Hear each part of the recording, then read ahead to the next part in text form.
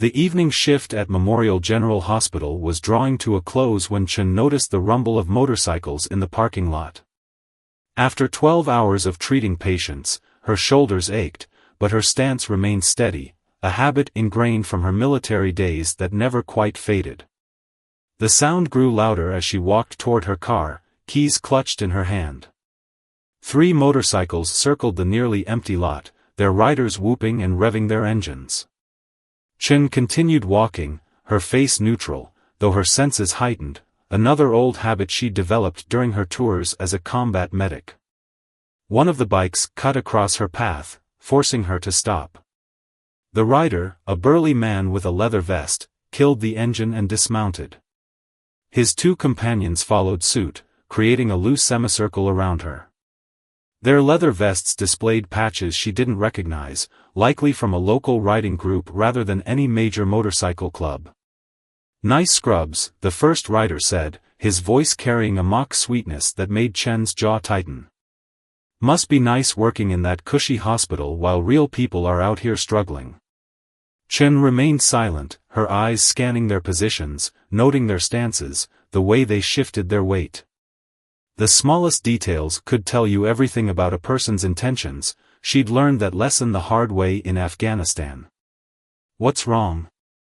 Too good to talk to us?" Another rider stepped closer, his boots scraping against the asphalt. "Maybe we should teach you some manners." The third rider laughed, a sound that echoed off the concrete walls of the parking structure. "Yeah, these hospital types think they're better than everyone else." Chen finally spoke, her voice calm and measured. "I've had a long shift treating people who needed help. Just like I treated soldiers, civilians, and yes, even enemy combatants during my 3 tours overseas. I'd prefer to go home now, but if you want to continue this conversation, we can do that too." The shift in the air was subtle but immediate. The riders exchanged glances, their bravado wavering slightly.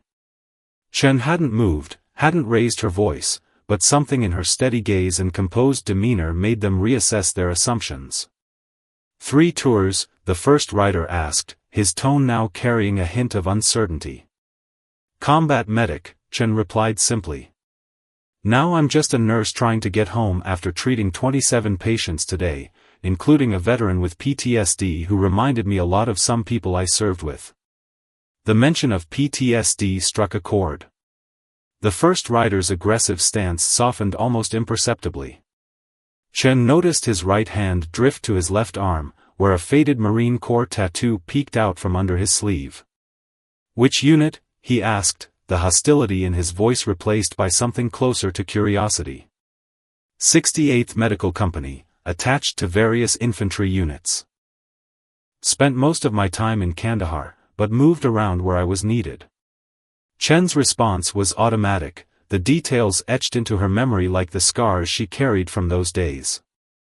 The parking lot fell silent except for the distant sound of traffic and the cooling tick of motorcycle engines. The third rider stepped back, shoving his hands in his pockets. The second followed suit, suddenly finding the ground very interesting. The first rider, the one with the Marine Corps tattoo, cleared his throat. We should let you get home. Long shift and all that." Chen nodded, maintaining her calm exterior despite the relief that flooded through her. "I appreciate that.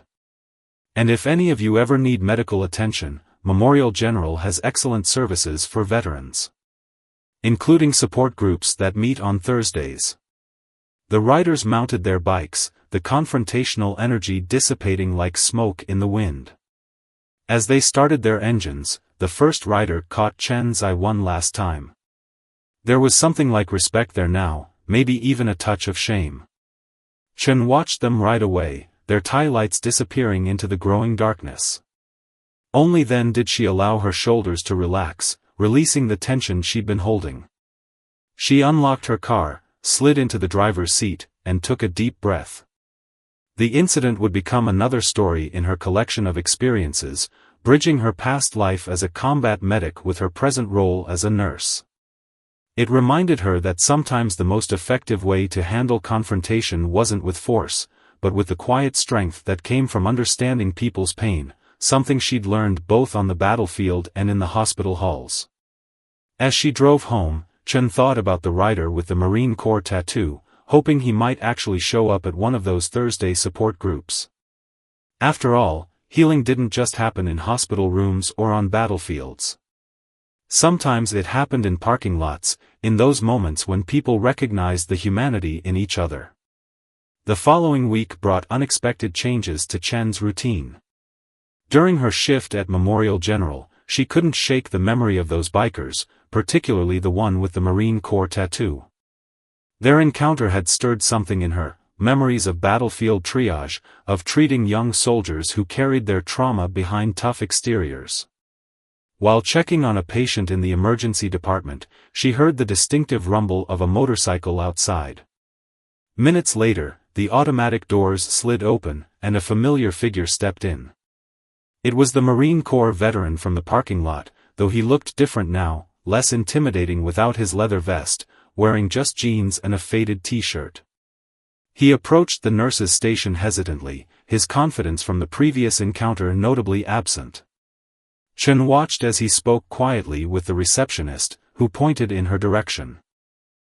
Their eyes met, and for a moment, neither moved. Came about those Thursday meetings you mentioned," he said as Chen walked over. Up close, she could see the dark circles under his eyes, the slight tremor in his hands that spoke of sleepless nights. "Name's Ray." Chen nodded, maintaining the same calm demeanor she'd shown in the parking lot. "The meetings start at 7. Would you like me to show you where they're held?" Ray shifted his weight, glancing around the busy emergency department. "Actually, I was hoping to talk first. About the other night. I haven't been sleeping well since then." Chen checked her watch, her break was due in 10 minutes. "The cafeteria has decent coffee. Want to grab a cup?" In the quiet corner of the hospital cafeteria, Ray's story spilled out between sips of black coffee. He'd served 3 tours in Iraq, came home with a purple heart and demons that followed him into civilian life. The motorcycle club had given him a sense of belonging, a way to feel the adrenaline rush that combat had once provided. But lately, he admitted, staring into his coffee cup, it's not enough. "The guys, they're good people, mostly. Just lost, like me. When we saw you in the parking lot." He trailed off, shame coloring his features. Chen leaned forward slightly. "You saw an easy target. Someone to intimidate so you could feel powerful again." Ray nodded, his knuckles white around his coffee cup. "Then you mentioned being a combat medic, and suddenly I was back there. Remember the docs who patched us up? They had that same look you had. Calm, even when everything was going to hell." "It's a learned skill," Chen replied, memories of her own first days in combat floating to the surface. "My first week in Kandahar, I was shaking so bad I could barely hold my equipment. My commanding officer told me something I've never forgotten: your calm might be the last thing a soldier sees. Make it count." Ray's eyes met hers, recognition flickering in them. "I get that. Had a medic save my life in Fallujah. Never knew her name, but I remember how steady her hands were while she worked on me. Talked about her kid's baseball game like we were just hanging out, not in the middle of a firefight." Chen smiled softly. "We all had our ways of coping. For me, it was focusing on the immediate task, the wound that needed cleaning, the bleeding that needed stopping. The rest of the world just fell away." "Is that why you became a nurse? To keep that focus?" "Partly," Chen admitted. "But mostly because I learned that healing doesn't stop when the physical wounds close. Sometimes the hardest injuries to treat are the ones you can't see."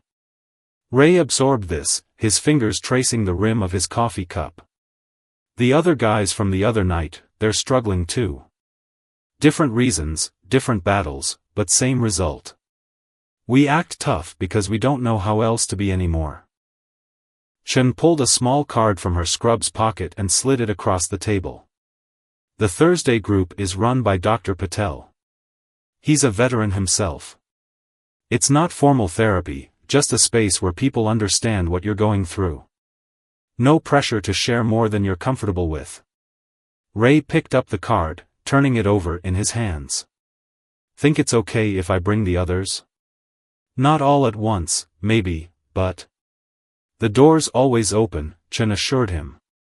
That's one thing the military taught us all, no one gets left behind. As her break ended and she prepared to return to her rounds, Ray stood awkwardly, trying to find the right words.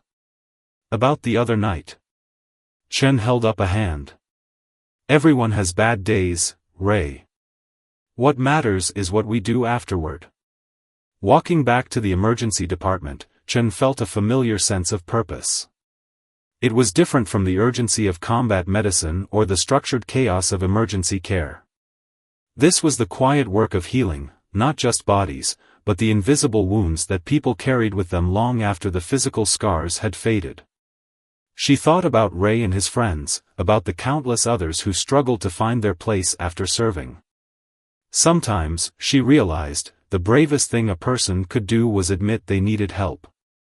And sometimes, the most important medicine wasn't found in pills or procedures, but in the simple act of being heard and understood.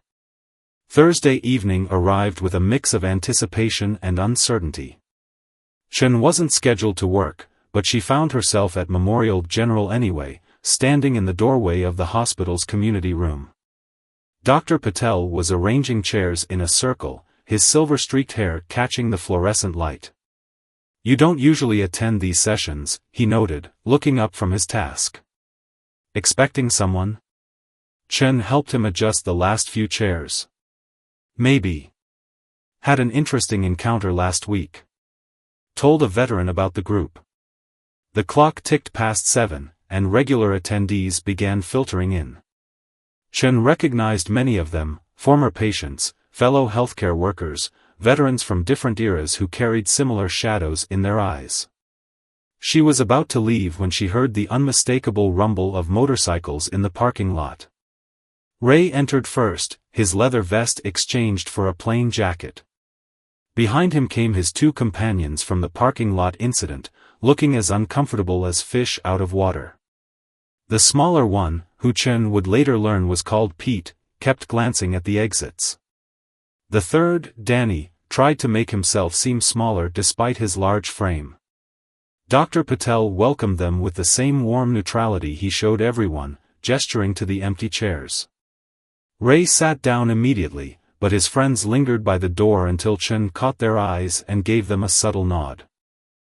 The session began as it always did, with Dr. Patel's gentle reminder that this was a safe space, that sharing was voluntary, and that judgment had no place within these walls. Chen sat quietly, observing the subtle shifts in body language as people settled in. Ray was the first of the new arrivals to speak. His voice, initially hesitant, grew stronger as he talked about his struggles with civilian life, about the way the motorcycle club had become both a lifeline and a crutch. He didn't mention the parking lot incident directly, but his eyes met Chen's briefly as he spoke about learning to recognize when adrenaline-seeking became a mask for deeper issues. Danny spoke next, surprising everyone including himself. His tough exterior cracked as he described working as a bouncer at a local bar, how the constant confrontations fed something dark inside him while simultaneously making him hate himself more. It's like I'm addicted to the fight, he admitted, but every time I scare someone, I feel worse. Pete remained silent, but his attention never wavered. Chen noticed how he leaned forward slightly when others spoke about their families, about the strain their struggles put on their relationships. His hands would clench and unclench during stories about sleepless nights and anxiety attacks. As the session progressed, Chen shared her own story, something she rarely did. She talked about her first major casualty in Afghanistan, a young soldier who reminded her of her brother. How she'd maintained her composure through the entire procedure, only to break down later in her bunk. How she'd learned that strength wasn't about not feeling fear or pain, but about continuing to care despite them. The hardest part of being a combat medic wasn't the blood or the chaos, she explained, her voice steady but soft. It was watching young men and women try to act tough when they were terrified. We all did it, pretended we were invincible because we thought that's what soldiers were supposed to do. Took me years to realize that real strength often looks like admitting when you're not okay. Her words seemed to resonate particularly with Danny, who had been fidgeting with his jacket zipper. How do you? He started, then paused, gathering his thoughts. How do you stop seeing threats everywhere? Yesterday, I nearly got into it with some kid because he looked at me wrong. Turned out he was just admiring my bike, wanted to know where I got it customized. Dr. Patel guided the conversation skillfully, drawing parallels between Danny's experience and similar stories from other group members. The discussion evolved into strategies for distinguishing between real threats and trauma responses, about finding healthy ways to channel the hypervigilance that had once kept them alive in combat zones.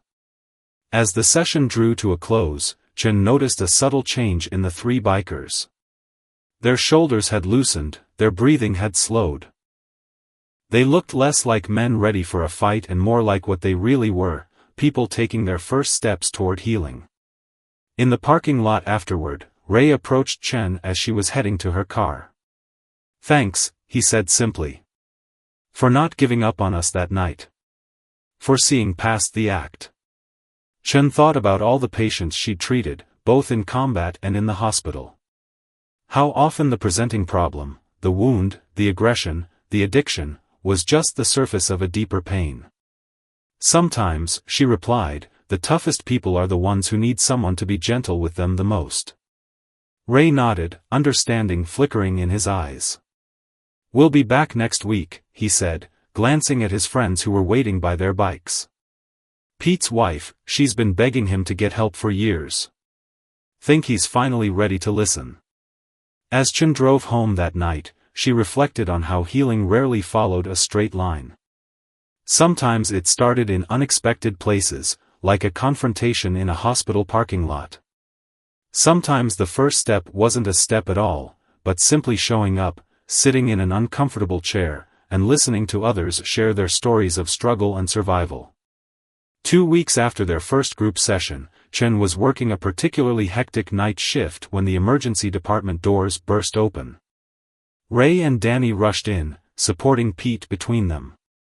Blood trickled from a gash above Pete's eye, and he was cradling his right arm. "What happened?" Chen asked, immediately shifting into medical mode as she directed them to a treatment bay. "Road accident," Ray explained, his voice tight with concern. Pete laid down his bike to avoid hitting a car that ran a red light. "We were right behind him." As Chen assessed Pete's injuries, she noticed something different about the three men. Despite the tension of the moment, they weren't projecting the aggressive energy that had characterized their first meeting. Instead, their concern for their friend was evident in every gesture, every worried glance.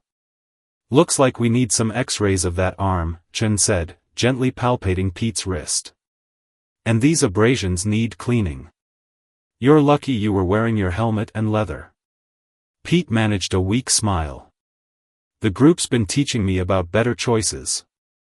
Probably saved my life tonight."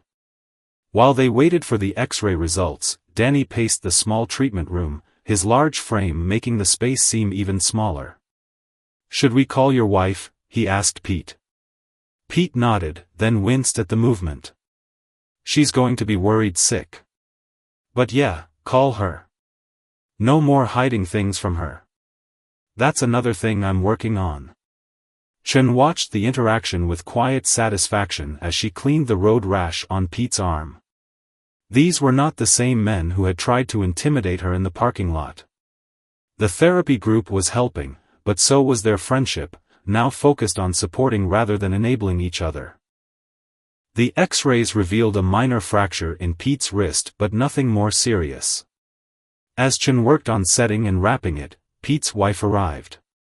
She was a small woman with worried eyes and fierce determination written across her face. To everyone's surprise, she hugged Ray and Danny before rushing to her husband's side. These two called me right away, she explained, seeing Chen's questioning look. That's new. Usually, I'd find out about accidents days later, if at all. She squeezed Pete's good hand. I'm proud of you, honey. You're really trying. While Chen finished treating Pete, she overheard snippets of conversation between the friends. They were planning to help Pete with bike repairs, discussing work schedules to ensure he had rides until he healed, and, most notably, talking about their next group session. Dr. Patel should know about this, Ray said. Not the accident itself, but how we handled it. Different from the old days, right? Danny nodded, his usual restless energy channeled into productive concern. Remember last year when Pete got into that fender bender? We were ready to hunt down the other driver, looking for a fight. Now look at us, calling wives, going to hospitals like regular people. Regular people, Pete repeated from his bed, managing a laugh despite his discomfort. Never thought I'd be okay with being regular people. Chen finished securing the wrist brace and stepped back to make her final assessment. Everything looks stable, but you'll need to follow up with orthopedics in a few days. I'm writing you a prescription for pain management, but it's mild. I know you're working hard on staying clear-headed. Pete's wife looked at Chen with sudden recognition. You're the nurse they told me about. The one from the parking lot. Her eyes welled with tears. Thank you. Not just for tonight, but for everything. Pete's been different since he started the group. Better. Present. As Chen filled out the discharge paperwork, she reflected on the transformation she'd witnessed. The journey from that tense parking lot confrontation to this moment hadn't been simple or straightforward. Real change never was. But these men had taken their first stumbling steps toward healing and kept going, even when it was difficult. Ray caught her attention as they were preparing to leave. You know, we still ride with the club, he said. But we're changing it from the inside. Starting a veterans outreach program. Using our experiences to help others who are struggling. Danny's even talking about training to become a peer counselor. The parking lot that night, Danny added, looking embarrassed but determined. We were trying to feel powerful by making someone else feel small. Now we're learning there's more power in building people up. Chen watched them help Pete into his wife's car, their movements careful and coordinated. The motorcycle club's patches on their vests caught the fluorescent light of the emergency department entrance, but they seemed different now, less like armor and more like badges of belonging to a community trying to reform itself. Later, as her shift wound down, Chen found herself back in the parking lot where it had all started. The space looked different now, transformed by the power of second chances and the courage it takes to change.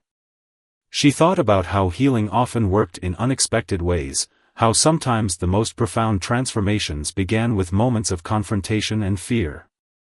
A message buzzed on her phone, a group text from Dr. Patel to all the regular group members, checking on Pete after hearing about the accident. The responses flowed in, offers of help, words of support, shared stories of recovery. Chen smiled as she read them, knowing that the real medicine sometimes wasn't what you found in a hospital, but in the connections that helped people find their way back to themselves.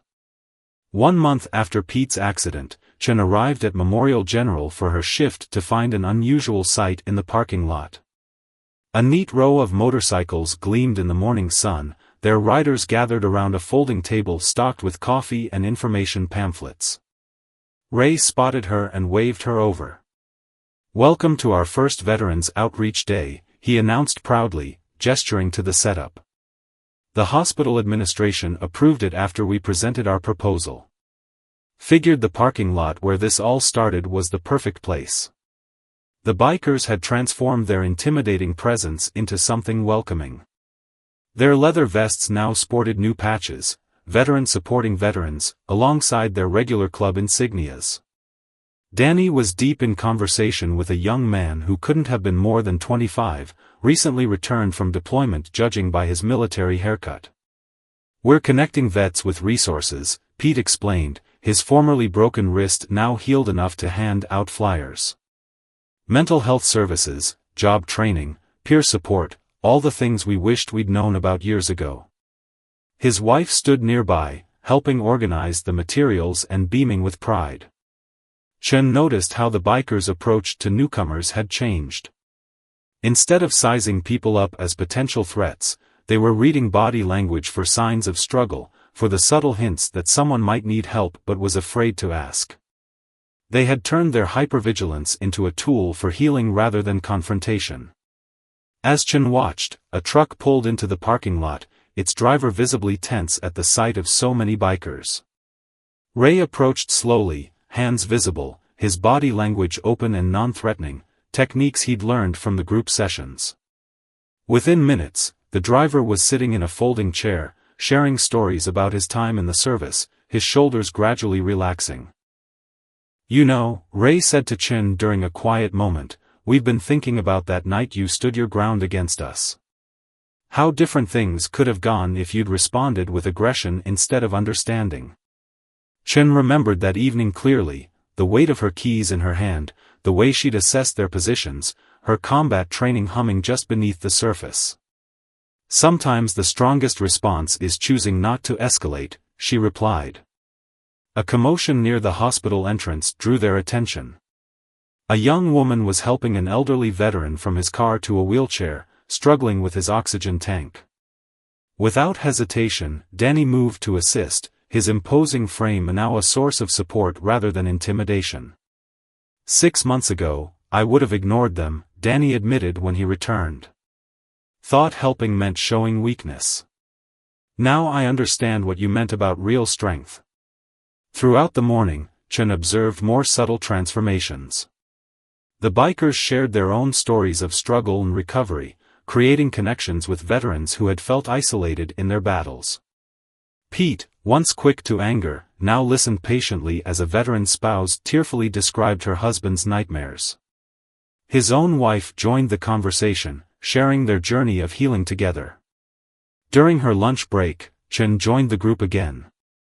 She found them hosting an impromptu group session right there in the parking lot, chairs arranged in a loose circle just like in Dr. Patel's meetings. The conversations were different in the daylight, somehow both more casual and more urgent. "We're starting to understand what you do," Ray told her, watching as another veteran cautiously approached their table. How being a combat medic wasn't just about patching up physical wounds. It was about being there in those crucial moments when someone needed help, even if they didn't know how to ask for it. The impact of their outreach extended beyond the parking lot. Word spread through the veteran community about the motorcycle club that had transformed itself. Other chapters began reaching out, interested in starting similar programs. The hospital administration, seeing the positive response, offered them a regular spot for their outreach events. Chen found herself sharing their story during her shifts, using it to help other patients see hope in their own struggles. The parking lot, once a place of confrontation, had become a symbol of transformation. Even some of the hospital staff who'd been skeptical of the bikers at first now stopped by regularly, contributing resources and support to their cause. Late in the afternoon, as the event was winding down, a familiar face appeared, the young veteran Chen had treated for PTSD months ago, the one whose case had reminded her of her service days. He stopped short when he recognized her, then smiled as he took in the scene.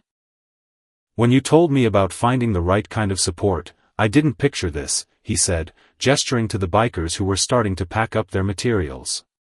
"But somehow it makes perfect sense." Chen watched as Ray and the others immediately welcomed him, their natural inclusivity a far cry from their former territorial behavior. They shared stories, exchanged numbers, and made plans for future meetings. The veteran's tension visibly eased as he found connection with others who understood his experiences. "You know what's funny?" Pete's wife commented, helping Chen break down one of the tables. "These guys used to think they needed to prove their strength through fear. Now they're finding it by being vulnerable, by helping others. And they're stronger than ever." As the sun began to set, casting long shadows across the parking lot, Chen reflected on the ripple effects of that first confrontation.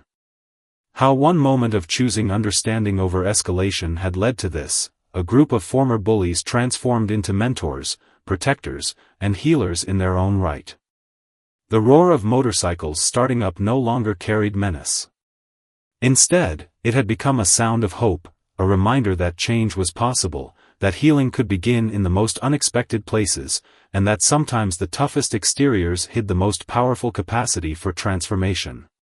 3 months after their first Veterans Outreach Day, the hospital parking lot had become a weekly gathering spot. Today, however, was different. Chen noticed the change as soon as she pulled in for her shift, twice the usual number of motorcycles, and riders wearing patches from clubs across 3 states. Ray was directing newcomers to parking spaces, his confidence now tempered with genuine warmth. "Remember the first time we met here?" he called out as Chen approached. "Now look at what you started." The parking lot had been transformed into an organized event space. Canopies provided shade, and under them, veterans and their families gathered around tables offering everything from job counseling to PTSD resources. Danny, now certified as a peer counselor, was leading a small group discussion about transitioning to civilian life. "We've got visitors from other clubs today," Pete explained, walking over with his wife. His wrist had healed completely, and he moved with a new sense of purpose. They heard about what we're doing and wanted to see it for themselves. Some rode 300 miles to be here. Chen watched as bikers who once would have been territorial with each other now shared stories and resources. The tough exteriors remained, but they'd become a source of comfort rather than intimidation, a signal to struggling veterans that it was okay to be both strong and vulnerable. A young woman in military fatigues approached Chen, introducing herself as a current combat medic. "I read about what you're doing here," she said. "My unit's deploying next month, and I wanted to learn about supporting veterans before I become one." Together, they walked through the event. Chen shared her experiences while watching the transformation around them. Pete was showing a group of riders how to recognize signs of distress in their fellow veterans. His wife had started a support group for military spouses, and they were meeting under a nearby canopy. "The hardest part for me," the young medic confided, "is knowing I'll be treating soldiers who might face these same struggles when they come home." "How do you prepare for that?" Before Chen could respond, Ray joined them. "You do what she did for us," he said, nodding toward Chen. "You see past the surface. You remember that sometimes the toughest cases are the ones who act the most bulletproof." The conversation was interrupted by the arrival of Dr. Patel, who had become a regular presence at these events. He carried a stack of papers that turned out to be preliminary results from a study on their program's impact. The numbers were impressive: decreased emergency room visits for participating veterans, improved relationship stability, and higher rates of engagement with mental health services. "But the statistics don't tell the whole story," Dr. Patel said, watching as Danny helped a wheelchair-bound veteran navigate between the tables. "It's the individual transformations that matter most." Chen knew what he meant.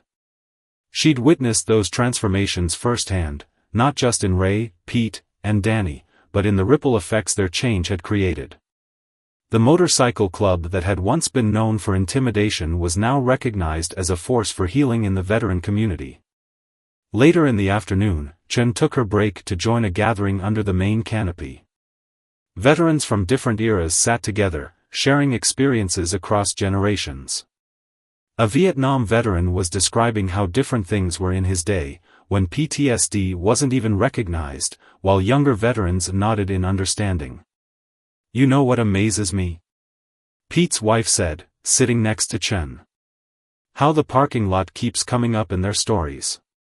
For some, it's where they first admitted they needed help. For others, it's where they finally found people who understood them." Chen watched as Ray demonstrated breathing techniques he'd learned in group therapy to a cluster of newly returned veterans. His hands, once clenched in anger during their first meeting, now moved with gentle purpose as he explained how to handle anxiety attacks. "We're expanding the program," Danny announced, joining them with excitement in his voice. "Other hospitals have reached out. They want to know how to set up similar partnerships with local riding groups. Even got a call from a military base wanting us to present our model." The sun was setting when Chen finished her shift and returned to the parking lot. The event was winding down, but the impact lingered in the air. Riders were exchanging contact information, making plans for future meetings, building connections that would extend far beyond this space. "Hard to believe it all started with us trying to scare a nurse," Ray reflected, helping to pack up the last of the resources.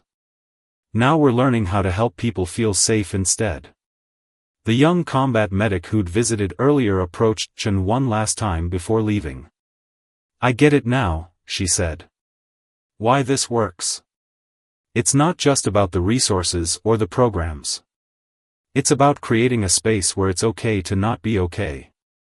As the motorcycles roared to life, their sound echoing off the hospital walls, Chen thought about how healing rarely followed a predictable path. Sometimes it started in moments of confrontation. Sometimes it grew in hospital parking lots, among people who had learned to transform their pain into purpose. The three riders who had once tried to intimidate her now led a convoy of motorcycles out of the parking lot, their leather vests bearing witness to their journey, from soldiers to civilians, from aggressors to healers, from lost to found. Their shadows stretched long in the evening light, no longer threatening but protective, guarding the space they had helped create for others to begin their own journeys of healing. 6 months had passed since that first confrontation in the parking lot, and Chen found herself preparing for a different kind of challenge. The hospital administration had invited her to speak at a national healthcare conference about the Veterans Outreach program that had grown from that unexpected encounter. Standing at the podium, Chen looked out at the audience filled with healthcare administrators, mental health professionals, and community organizers. In the back of the room, she spotted familiar leather vests. Ray, Pete, and Danny had come to support her, along with several other members of their now transformed motorcycle club. "It started with a moment of choice," Chen began, her voice steady as she shared their story. "A moment where I could have responded to intimidation with fear or aggression. Instead, I saw what many of us in healthcare sometimes forget to look for, the pain behind the behavior, the struggle beneath the surface." As she spoke, images appeared on the screen behind her, photographs of their weekly gatherings in the parking lot, veterans finding community, families reconnecting. Pete's wife had become a powerful advocate for military families, starting support groups across the state. Danny's peer counseling program had become a model for other veteran organizations. "The transformation wasn't just in the 3 men who confronted me that night," Chen continued. "It was in how we, as healthcare providers, learned to see beyond our assumptions. It was in how a hospital parking lot became sacred ground for healing." During the break, Ray shared updates with Chen about their expanding program. Other hospitals had begun implementing similar partnerships with local motorcycle clubs, turning what could have been antagonistic relationships into powerful allies for veteran health. "Remember how we used to circle that parking lot, looking for trouble?" Ray asked, shaking his head at the memory. "Now we're circling it to protect the space, to make sure other vets feel safe enough to ask for help." The conference had drawn interest from unexpected quarters. A military commander approached their group, discussing ways to better prepare active duty personnel for civilian transition. Pete, once the quietest of the 3, now spoke confidently about their peer support model. "We're not just helping veterans," Pete explained to the commander. "We're changing the culture of motorcycle clubs. Showing that strength isn't about intimidation, it's about being there for others when they're struggling." Back at Memorial General, the impact of their program had begun to show in concrete ways. Emergency room visits for veteran mental health crises had decreased significantly. The Thursday group sessions, once small and intimate, now required multiple meeting times to accommodate all who wanted to attend. Chen found Danny in the hospital cafeteria one evening, reviewing cases with a new peer counselor he was training. The man who had once used his imposing presence to frighten others now spoke softly about the importance of creating safe spaces for vulnerable veterans. "You know what's funny?" Danny said, looking up from his notes. "I used to think being a bouncer was my only option, using my size to control others. Now I'm using my experiences to help people feel secure enough to let their guards down." The parking lot continued to evolve. The hospital had installed better lighting and dedicated spaces for the weekly gatherings. What had once been a place of random encounters was now a deliberate space for healing, complete with memorial benches donated by various motorcycle clubs in honor of veterans lost to post-service struggles. Pete's wife had started documenting their story, collecting testimonials from veterans and families whose lives had been touched by the program. "It's not just about the big transformations," she explained to Chen. "It's about the small moments, a veteran feeling seen for the first time, a family member finding hope, a tough guy finally allowing himself to cry." The ripple effects continued to spread. Other hospitals began reporting similar stories, motorcycle clubs transforming from intimidating presences to community partners, veterans finding new purpose in helping others, healthcare workers learning to look beyond challenging behaviors to see the person underneath. One evening, as Chen left her shift, she found Ray sitting alone on one of the memorial benches. He was holding his leather vest, running his fingers over the new patches that represented their journey. "My son called today," he said as Chen sat beside him. "We haven't spoken in years, my anger, my behavior, it pushed everyone away. But he saw a video about our program, recognized me in it. Said he hardly knew his old man anymore, in a good way." Chen listened as Ray shared his hopes for reconciliation, for healing the relationships his past behavior had damaged. It was another layer of transformation, another ripple spreading outward from that first moment of confrontation. The young combat medic who had visited months ago now regularly brought her unit members to the parking lot gatherings before deployments. "I want them to know this place exists," she explained. "That when they come home, there's a community waiting for them, people who understand." As the program's first anniversary approached, the hospital planned a celebration. But the real celebration was in the daily moments, in Danny's gentle guidance of struggling veterans, in Pete's patient listening, in Ray's fierce advocacy for better mental health services. The parking lot that had once echoed with the threatening rumble of motorcycles now resonated with different sounds: laughter, conversation, the occasional cry of released pain, the steady hum of healing. The leather vests that had once signaled danger now represented safety, understanding, and hope. "You know what I've learned?" Ray said, standing to leave. "That night, when we tried to intimidate you, we were really just crying out for help in the only way we knew how. You heard what we couldn't say. Now we're learning to listen for those same unspoken cries in others." Chen watched him walk to his bike, his posture no longer aggressive but protective, a guardian of the space and the people who found healing there. The parking lot lights cast long shadows, but they weren't threatening anymore. They were simply reminders of how far they'd all come, and how many others were still on their journey toward light. 1 year to the day after their first confrontation, Chen stood in the hospital parking lot under a sky painted with sunset colors. The space had been transformed for a special evening gathering, strings of lights created warm pools of illumination, and chairs were arranged in the largest circle they'd ever attempted. Dr. Patel stood beside her, reviewing his notes for the evening ceremony. What had begun as a simple support group had grown into something neither of them could have predicted. Tonight, they would celebrate not just survival, but transformation. "Hard to believe it all started right here," Ray said, approaching them. He'd traded his leather vest for a suit jacket, though his motorcycle boots still peeked out from beneath his dress pants. "Sometimes I drive past this spot late at night, just to remind myself how different things could have been if you'd chosen fear over understanding that evening." The parking lot began filling with familiar faces. Pete arrived with his wife and, to everyone's joy, his teenage children, the first time they'd attended an event since the family's reconciliation. Danny came straight from his new office at the VA, where he'd recently been hired to coordinate veteran peer support programs across the state. As the sun dipped below the horizon, more vehicles arrived, not just motorcycles now, but cars filled with families, hospital staff, and community members. The patch-wearing riders who had once inspired unease now served as parking attendants, welcoming each arrival with warmth and respect. "Remember how we used to stake out this lot?" Danny asked, helping an elderly veteran from his car. "Thought we were so tough, making people nervous. Now look at us, valets with a purpose." His laugh carried no bitterness, only wonder at how far they'd come. Chen watched as the circle filled. Veterans from multiple generations sat shoulder to shoulder with medical professionals, family members, and community leaders.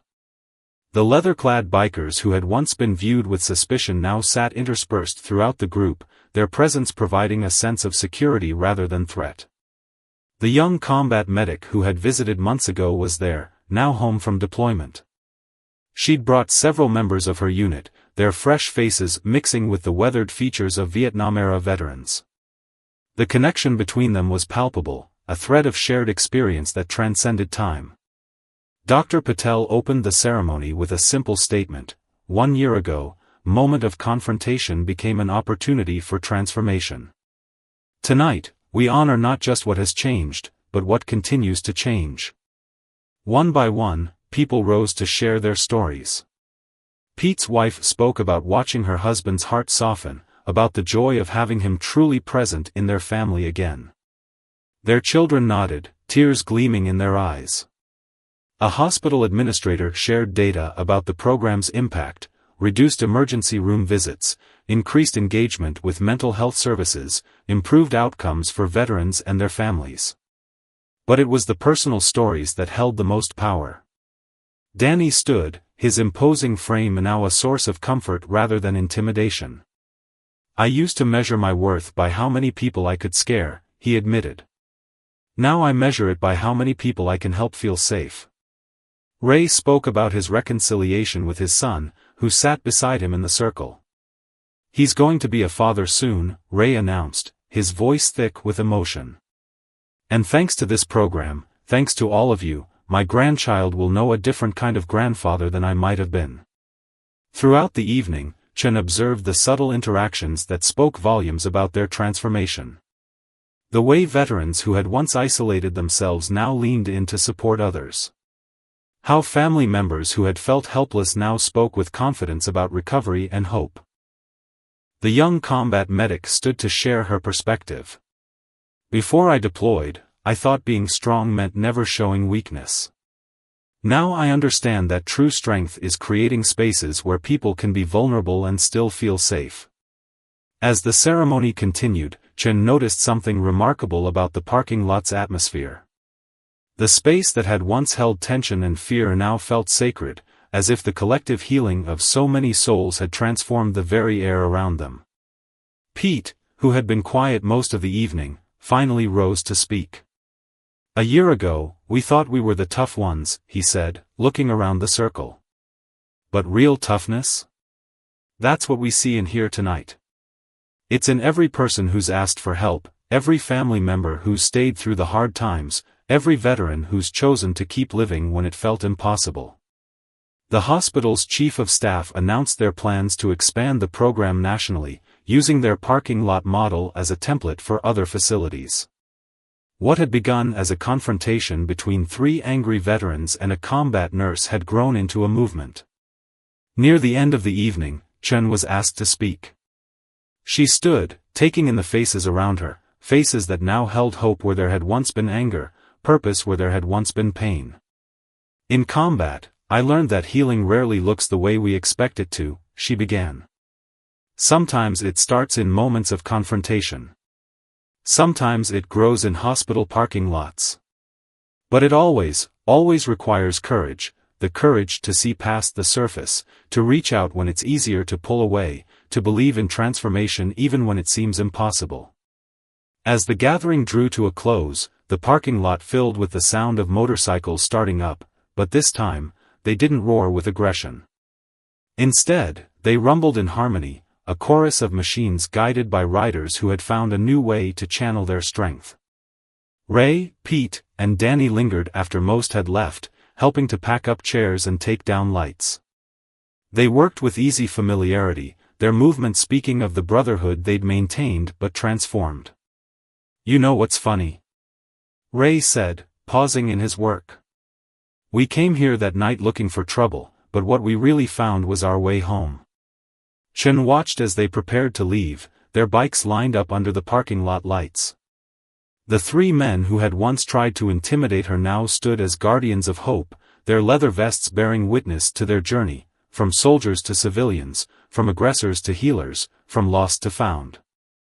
As they rode away, their tie lights disappearing into the night, Chen remained in the parking lot for a moment longer. The space felt different now, charged with the energy of countless stories of transformation, countless moments of courage, countless steps toward healing.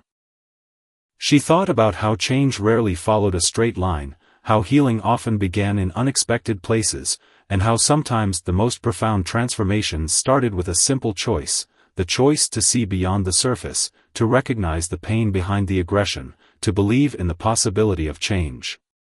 The parking lot lights cast long shadows, but they weren't threatening anymore. They were reminders of how far they'd all come, and beacons for those still finding their way toward healing.